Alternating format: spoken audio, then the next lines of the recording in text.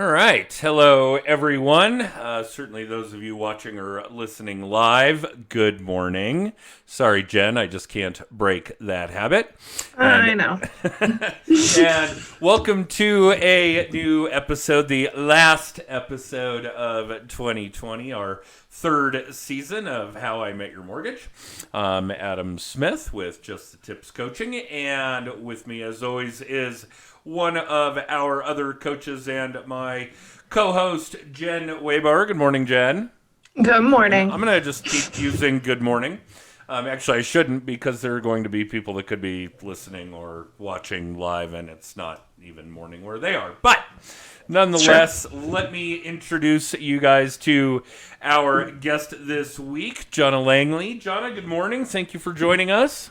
Good morning. Thanks for having me. Oh, no, it's our pleasure, I assure you. It's kind of a unique spot to be in the last slot of the year, the last slot of a season.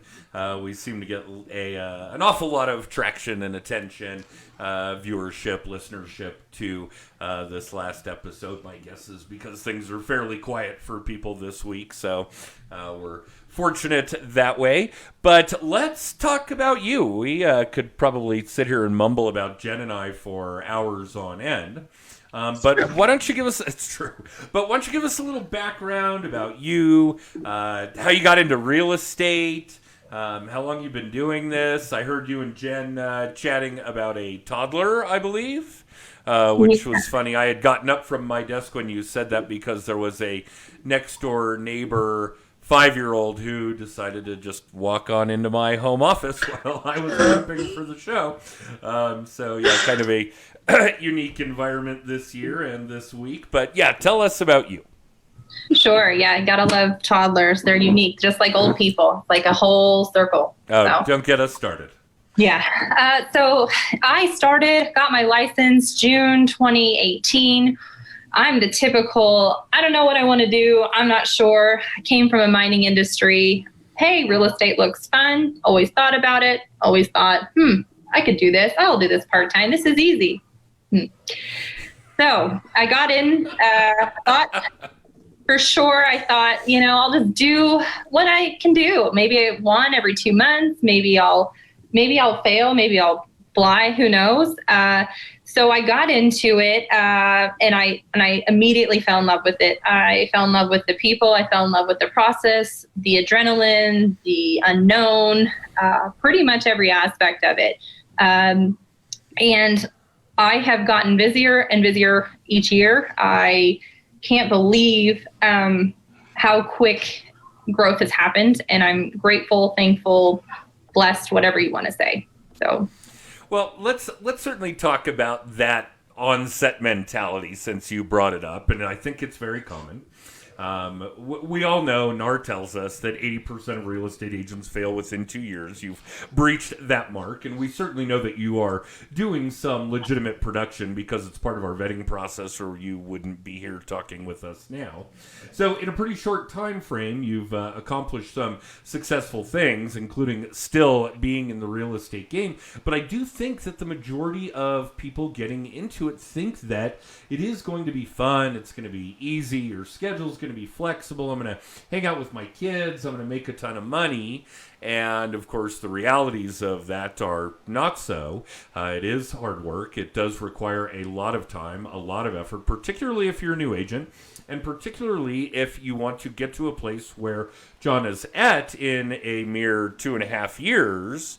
And one, still be practicing real estate, and two, be so successful at it that, well, you're certainly closing enough volume to be here on our show. We know that's one of the things that we look at when we're entertaining guests. So you've accomplished an awful lot in a short time frame. But yeah, I do think that there's kind of a curse, a double-edged sword, as it were, where, if you work hard, establish yourself, build a career, build a team, then yeah, you can have those things, flexibility, time off, hang out with your kids, make good money. but the realities of it aren't so, are they? Tell us about your last couple of years. No, to say it's not stressful would be a lie. It absolutely is when you care enough about the job that we do and the name that you have. So, I thought for sure, that I would be able to basically do this so quickly. And it was, I basically had that goal. I thought, I'm going to do this and I'm going to do this the way I want to do this. And the challenges are, I'm a mom, I have a husband. It's one of those things where you think you're going to go one way with it and it just becomes something else. I really got into this thinking, oh, this will just be great part-time, stuff. And the challenges are, you don't really turn off. And I'm trying to set those boundaries, and the boundaries aren't always there. And with time, you get better with that. But, in this market that we're in, that you guys are all aware, we are in such low inventory that it is a buyer frenzy out there. There's bidding wars, there's, pocket listings, all types of things that are happening. And it's like a war. It's a war out there. So you can't just turn off sometimes. If something hits the market that night, you got to go see it right then, pretty much. Yeah. So. Time on market. Where are you located? You're on the western slope of Colorado? Yeah. Yep, that's right. We're in Mesa County. I serve Grand Junction mostly. As far as Loma, as far as Palisade, really, I don't typically do too much up on the Mesa, but we can. I mean, you know how it gets. The further out you go, the less of an expert you are. So. Yeah, there's certainly some truth to that. And I'm going to assume that Mesa County is experiencing, certainly the Junction area is experiencing what's going on in a lot of other major metropolitan areas with a housing shortage. Mm-hmm. So What's your time on market these days? About 20 minutes? Yeah, maybe 5. Depends. 5 to 10 minutes? Okay. Yeah, it used to be where it was the 200 to 300,000 would go so quick, but it's all across the board. It's not even really a price point at this point. If it's the right house and it's the right fit, it's gone. Yeah, housing shortage. I think just about everybody in an urban corridor of one way or another, and I know that most people wouldn't define Grand Junction as that, but it is in this sense. We may not see these kinds of activities in, Iowa, Arkansas, most of Indiana, that kind of thing. But anywhere, that there's an established city, I think the lack of housing is a significant supply and demand issue, and this is what we're dealing with. But that obviously leads to you needing to be available at a moment's notice. Yes. And certainly buyers needing to be available at a moment's notice. Correct. Yeah, there's been some challenges with that. And, it's really just clear communication and figuring out your people and how they work, how motivated are they? Some of them are all of a sudden they weren't. And then the right house comes along and they're all of a sudden their budget's $200,000 more than they told you. Oh, that's significant. Yeah. Okay. All right. But it certainly leads back to this sense that this job is, and certainly in the first 2.5 years of your career, maybe in the first 5-10 years of your career, it's demanding. Very, very demanding. I thought I don't know if I mentioned this, I was in the mining industry and I used to work 12-hour shifts. So we used to call them prison clothes. We all looked the same. We all got up the same. We ate the same. We went to work the same on the bus. And I thought, gosh, this is hard work. I'm like, I'm going to get out of this. I'm going to do real estate. I'm going to, it's going to be so fun. I get to dress how I want. And then I'll get all these people who call me. It's the reality is, I'm telling you, I probably work harder than I've ever worked doing this. So, yeah, and that is exactly why you're having the success that you're having in such a short time frame. I promise you. I remember years ago, a attendee of a conference I spoke at asked me, "What's the one thing you would tell somebody to get where you're at?" And I answered, "Work hard for 20 years." Mm-hmm. That's it. Yep. There's no magic formula. There's no unicorns. There's no potions. Just hard work. We're dispelling that myth for sure. Yeah, and I was always told, all the sayings, work hard, the rest will follow, and I kind of just stuck with it. Work hard, and a lot of times you do things, and you're like, am I going to get anything out of this? Probably not. Probably not. But you're learning something. If you're not going to get paid out of it, you're probably learning something. You're probably going to a house that maybe might work for somebody else, or, hey, you're learning about something that you didn't know. I always try to take it as, okay, if this isn't going to work for them, what else can I take out of this? What lessons can I learn? Where can I educate myself a little more? Where's the learning experience? Mm-hmm. Okay. Sure. That certainly makes a lot of sense. Well, considering the fact that you've been in this for a relatively short period of time, although certainly longer than most every real estate agent that's ever tried their hand at it, we already know that. What is it that you've done over the last couple of years that has made this so successful for you? So as cliche as it sounds, it's the connections that you make. It's the people that you're talking to constantly. Typically, I am a social person by nature. I do like to go out and have a drink. I do like to go to dinner. I do like to have coffee. I do. So I did all the typical things that, they say when you start, oh, you're going to have this person reach out from title. You're going to have this lender reach out. You're going to have this person, this person. So I did all those motions. I did all those things, and I made those connections. And just now am I starting to see that those things pay off, where referrals are coming in. There's it's the relationship building without asking for anything initially kind of thing. Showing those people that, hey, I'm here, I'm ready to do my job, and I want to help. So it's just relationship building 101 and connections. And I did all those things, and I've partnered up with a couple people and some marketing, and it's been paying off. So it's been good. It's taken this long, though. I will say it wasn't instant, know? Right. So I think our audience would be interested in what that marketing, quote unquote, looks like. But before you delve into that, knowing what you've told us thus far, 2020 must have been a tough year for you. Yeah. I did better than the year before, which is great. However, I didn't meet my goals, but I also didn't have processes and things in place to meet those goals. So I blame me, myself, and I on that. But it was a tough year for everyone. So I'm just going to take it as a learning curve and work on it. And to tell the audience what I started doing, and this is how I really thrived. I'd say in my beginning, I have a mentor in Florida that is another Keller Williams agent. So shout out to Angie if she's listening. She basically told me, do every open house you possibly can get your hands on. If you have no business and you know nobody in that area, which was the truth. I'm a transplant. I have been. Mining industry will do that to you. Reach out, do every open house for every other agent, whether it's your listing or not. And that's really, I probably did an open house every other weekend in my first year. And a lot of that paid back the next year, or I closed four my first year just from open houses. So, and we certainly endorse that kind of activity for a number of reasons. And obviously we all know, and everybody in our audience knows, we're not doing open houses right now, if we ever did, to sell the house. You don't need to. Houses sell. That's the way that it works right now.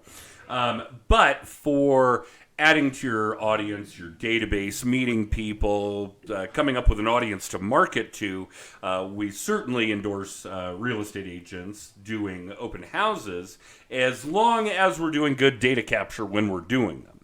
Right.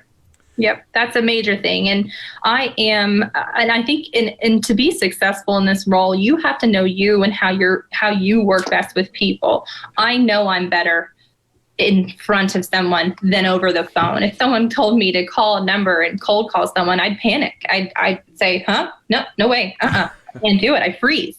But you put me in front of an open house or an event, I've got this. I'd be so proud. It depends who you are. It depends how you communicate. How are you in front of people? Are you horrible? And then you work on that. For me, open houses was my ticket, and I liked it. I liked being in front of people. I liked talking to people face to face. Have you always been with Keller Williams? Yes, okay. Ever since I started. Uh-huh. Wow, and not doing the normal expireds and FSBOs. Oh, my. So another piece of the puzzle that you're not a cold caller and have maintained this level of success. That's really cool. And yeah, tough year to get belly to belly. I know the governor in Colorado had made all kinds of strange moves earlier in this year about whether or not real estate was essential and what you could do for open houses and showings and ancillary businesses like inspections, etc. So that had to put yet a further wrench in your works of being able to do your lead gen activities the way you're used to. Yeah. So I increased a lot of online marketing due to the fact that my two major things of events and open houses were no longer. Right. So I increased online with social media, with Instagram, paid ads, that type of deal. Because if you can't be in front of people and in the world at home, how are you going to reach those? How are you going to get to the listeners and, how are you going to get to the clients that you don't have yet? How are you going to do it? So, luckily I had, past clients, a little bit of help there, but it's, the non-essential did kill us for a couple of weeks there. If you can't show houses, it's not very likely you're going to write an offer on something you've never seen. It's rare. Can't say I've never done that. I have. I've had people trust me with FaceTime investors, and I think, oh boy, my heart is beating the night before closing. I don't know if I'm going to be able to sleep. Can you talk more about your Instagram? Because I did a little Instagram stalking today, and I saw your 12 days of Christmas, especially. I love that idea. So can you talk about that a little bit? Yeah. I want to say I stole it from someone, but I think I honestly thought of how can I incorporate what's been going on locally and people, businesses being suffered and places that I can resonate with. I'm not going to promote something I don't use or I don't know about or a business that I'm unaware of. So I thought, what's a good way to give back and kind of grasp some kind of attention to what I do. So I went to people and I reached out and I said, hey, I'm going to do this. I'd like to support you. And some people were really open arms and they gave me discounts left and right for it to promote it. And some were really appreciative. So I thought it was a good way to give back to the community and let you know that, here's some wonderful businesses if you don't know about them. So. Johnna, what's your Instagram handle so people can go take a look? It is JR Langley _realtor. Okay. So yeah, you guys should certainly go and check that out. And while the core of Just the Tips is, and it actually started as zero cost marketing for repeat and referral business, and we certainly still stand by that and promote that and teach that. We do tell everyone that if you're going to experiment with throwing dollars out at social media, do Instagram. Realtors, lenders, that's obviously the majority of our coaching clients and our audience here. In recent years, it's become very, very difficult for you guys to advertise appropriately on Facebook. I'm sure we all recall Facebook, Mark Zuckerberg in particular, having to sit in Senate hearings and explain exactly what the hell Facebook is, because those stodgy old guys had no idea. And right at that, as well as being a little excessively paranoid, and I'm not opposed to that either. I believe that only the paranoid survive. But Facebook did get paranoid about fair housing and fair lending. It made it very, very difficult to really use your dollars effectively that way. And while Instagram is owned by Facebook, it's still not an issue there. So yeah, if you guys are going to experiment with paid ads for social media, we certainly recommend Instagram above all others right now. Yeah, and you hit the nail on the head. Facebook is, I try to beat the system, but they seem to reject a lot. Yeah, of my the system is brutal, especially for real estate agents, for mortgage lenders, no question. But yeah, so that's really, really solid advice. And I see Jen put your Insta up there. And what kind of success do you think you're having from it? It's early days. I've kind of just gone through a rebrand, and I'm really trying to hone in on what people want to see, what they want to hear. They say 20% business, 80% personal, that type of ratio. Do I know that for sure? No. But, I want to know what people want to know. Do they want to know what earnest money is? Do they want to know what, what is an inspection? What is an appraisal? What is all this stuff? Do they want education? I'm still trying to hone in, but I've gotten a few clicks and a few people that we're working on low credit. But we'll see. We'll see how it happens. I think Instagram, and correct me if I'm wrong, there's a little bit of a younger generation on there than for say Facebook. So Sure. Some of them are probably not even 18 that may be looking at my stuff. That could be. Well, and let's talk about that. And Jen will chime in here because she's the in-house expert. She will tell you that 80-20 should be 90-10. And that really that audience probably cares a lot more about the who you are than the what you do. Right. I don't think they're really all that concerned about being educated on earnest money as they are being educated on what kind of person you are and what it would be like to work with you. What do you think, Jen? Absolutely. They want to know that they'll trust you to walk them through what earnest money is in the process, that they can sit down and have a decent conversation with you. And it is the younger generation on Instagram, but that younger generation, we aren't so young anymore. It's the millennials, millennials are pushing 40. Young millennials are in their late 20s. I'm the older one here. I'm 35, so I'm pushing the 40 category. I get it. I'm 31, so we are the home buyers now.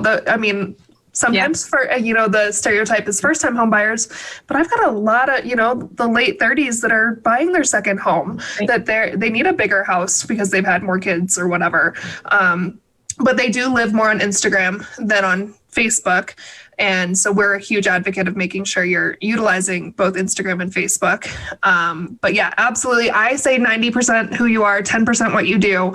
Adam will say if they don't already know what you do, then go back to Marketing 101 because they should know it no matter what. But they want to know that they can have a glass of wine, a cup of coffee with you and tolerate trusting you with this huge investment, the biggest investment of their lives. Yeah, I agree with that. And I would note that they want to know you're a real person. So putting on a persona of, I'm this and everything's perfect is silly. I like to be real. I like to say bad words. I like to do things that typical people do. Absolutely. All right. You have to be approachable. This is a PG-rated show, so watch the shit that comes out of your mouth. I said, I hope I don't drop any F-bombs. I said to my PC. I'll bet it's happened over 150-ish episodes of this. It would not surprise me. We do make it clear on the broadcast that this is not intended for children, so hopefully we get away with a few things that we wouldn't. And I'm constantly reminded of the joke that I want you millennials to remember, and you boomers too, that for every millennial that hates a boomer and vice versa, there's a whole generation in between that hates you both. It's fine. Okay, cool. But yeah, I think that Jen hits, a few nails on the head right there. I've been resistant with her shifting that 80-20 into 90-10. But it's absolutely becoming true. Your audience, all of you listening, and certainly Johnna, she knows this, they want to know who you are. They want to know what you're about. This is not a low-time investment, helping somebody buy or sell a home. There is a lot of time spent together. Phone, Zoom, social media, belly to belly, whatever the case may be. Is this somebody that I want to hang out with? Is this somebody that I have shared interests with? Is this somebody that I stand on the same side of the political fence with? Whatever the case may be, which is why we're so heavy in promoting about running with your tribe. If you're a vegan, don't spend your time marketing to the Cattlemen's Association. Not going to work. Do work with the vegan grocers, the vegan restaurants, your yoga studio if you're into yoga, your guitar class if you're playing the guitar, whatever the case may be. Running with your tribe is so important right now because all these people already know what you do. And like Jen said, if they don't, we got to go back to, Marketing 101. Everybody you interact with should know that you're in real estate if that happens to be your gig. And yeah, that 90% of the time, letting your people know, your audience know, whether that's Facebook, Insta, LinkedIn, Twitter, YouTube, I don't care what platform, what channel you're doing that through, 90% of that work, Jen's going to smile here that I am finally agreeing with her on these ratios, but 90% of that work has got to be you letting your audience know who you are, what you're about, what you're like, what you're into. So, yeah, you guys are nailing it on the head. Johnna, we'll be real curious to see what kind of results you get out of it. Yeah, me too. I'm sure. Absolutely. So what's going to be different for you going forward after this last year of not being able to do open houses and be belly to belly and go out and have a drink and go out to the restaurant. And for those of you that are still able to do outdoor dining, that's not really our jam in Colorado in December, January, February. We do still have a winter, even over on the western slope. So, yeah, what's 21 going to look like for you? What kind of additional shifts and modifications are you going to make to this stuff?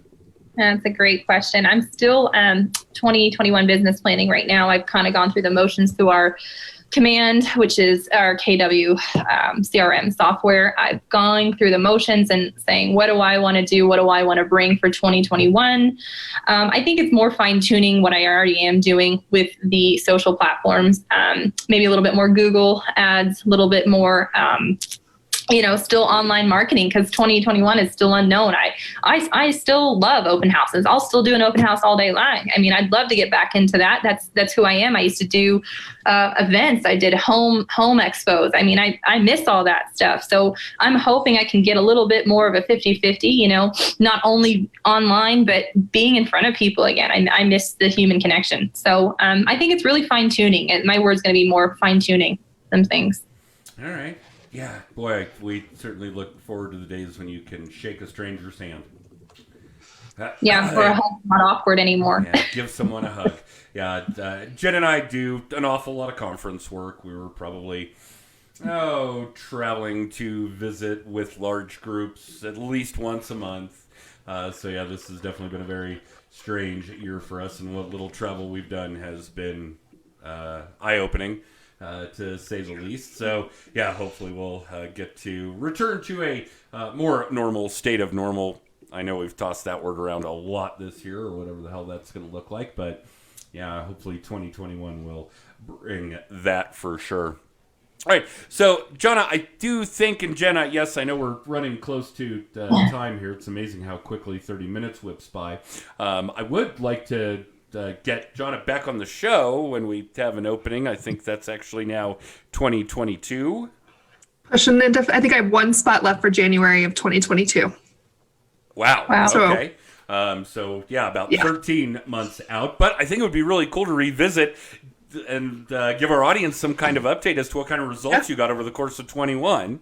But in the interim, for those of us that are in a consumer audience that want to follow you, tell us, other than your Insta handle, how do we track you down? How do we get a hold of you? So you can always, I'm a big texter. I know a lot of people are still. I still like to pick up the phone, but if you want to text me, I still have a Florida area code. I know, probably something I should change. It's 904-510-2999. Feel free to call or text. If I don't answer, it's probably because my toddler has my phone and we're not sure where it is. That's pretty typical, because she's watches us closely with the phone, and she says, I have a showing, and oh, that's adorable. They are mini yous. So I'm watching myself and what I say and do. That is hilarious. Oh, we're raising the future generation of realtors right there. That's hilarious. I think I'll be working for her real soon. That's awesome. Excellent. All right. Well, thank you for joining us. I know it's not easy to take a chunk of time out of your day like this. So we really do appreciate it. And I think our audience definitely is getting something out of it. And hopefully we'll get you back on the show so we can get some updates as to what you're going to do next year and where that's going to go for you. Absolutely. I appreciate you guys and your time. Oh, no, it's our pleasure. And our usual self-serving closing. If you guys want more information about just the tips, if you want to be a guest on the show, if you want to see other episodes, if you want to catch our weekly video blog, The Weekly Little Tip, if you want a copy of my book on the lead gen subject, what am I missing, Jen? What other goodies can they get by using the text code? Info on the Mile High Mastermind, which hopefully will be normal in September of 2021. Fingers crossed. Hope so. Hope so. But yeah, for all of that information, for those of you watching, it's the text code at the bottom of your screen. If you are strictly listening to the podcast, it is tips, text tips to 63566, and it'll ping you back all kinds of information about all those things that we mentioned. So, yeah, again, Johnna, thank you so much for joining us. Thanks. Yeah, thanks for letting me. First time doing this, so thanks for sticking with me. Oh, you did great. You did great. We had no idea. Good on you. All right, so that'll be it for us this week, this month, this year, this season. So for all of you that have tuned into How I Met Your Mortgage from just the tips in our third season, thank you so much for watching or listening. We hope you guys have a wonderful new year, and we'll probably see you next week.